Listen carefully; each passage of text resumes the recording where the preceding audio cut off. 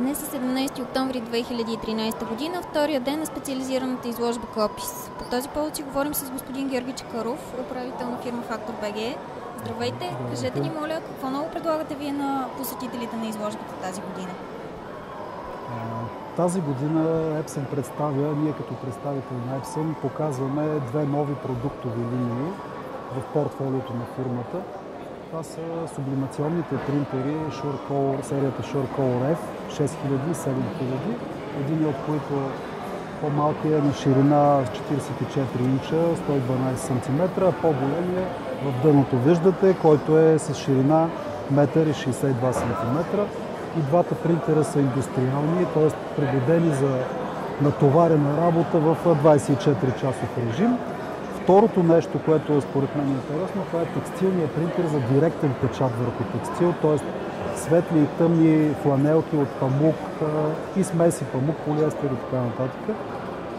Този принтер е много подходящ за фирми, които се занимават с ситопечат, за да допълнат портфолиото си с възможност за печат на кратки серии. Също така е подходящ за хора, които просто искат да стартират нов бизнес, занимаващи се с декорация на текстил.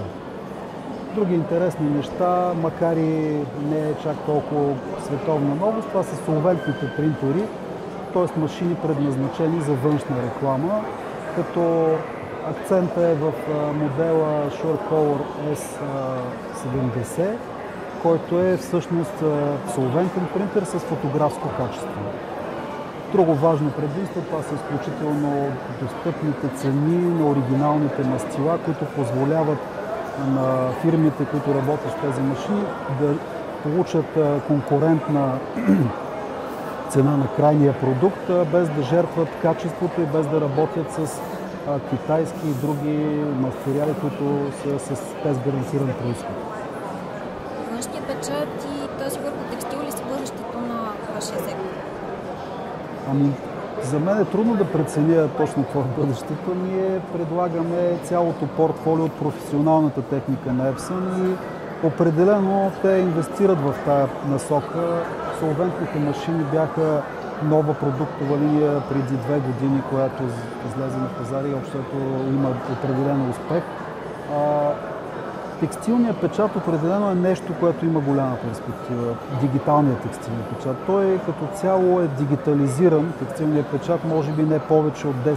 С други думи, огромната част от изделия текстилни се декорират посредством традиционни печатни технологии, като ситопечат, други трансфери и така нататък. Докато сублимационните трансфери набират скорост, те са много популярни. На практика всички полиестерни изделия, които ползвате текстилни изделия в ежедневното си битие, 90%, нека не са всички, са декорирани посредством дигитален сублимационен трансфер. Epson е фирмата, която произвежда технологиите, т.е. печатащи глави и подобни неща за всички модели сублимационни принтери на пазара, а от тази година тя има и собствена линия сублимационни принтери. Така че това определено е новост и то в правилната посока. Принтера за директен печат е нещо, което наистина отваря, според мен, по-широки хоризонти в областта на текстила, защото полиестера е популярна материя, но много от хората предпочитат да носят памучни дрехи поради комфорта и всичко останало. Освен това, сублимационен трансфер върху тъмен текстил не може да се направи, докато този принтер може да печата както върху светли дрехи, така и върху тъмни. Той използва и бяло мастило. Имайки предвид, че Клопис събира на едно място професионалистите в бранша, считате ли, че едно такова събитие като специализираното изложение е правилният начин на комуникация с всички професионалисти и с потенциални клиенти, разбира се?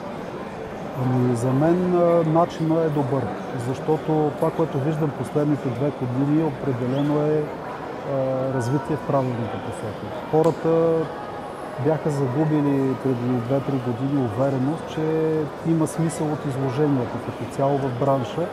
Обединението на събитията на България Реклама, Интерекспо център и на Print Design, ако не се лъжа фирма, да, всъщност резултата Клопис, което е обединението на Expo Print Imaging и Реклама Експо, всъщност е стъпка в правилната посока, защото се получава едно по-внушително събитие. За посетителите е смислено да дойдат до тук, да загубят 1 или 2 дни от своето натоварено ежедневие, но да видят на едно място всички свои потенциални доставчици.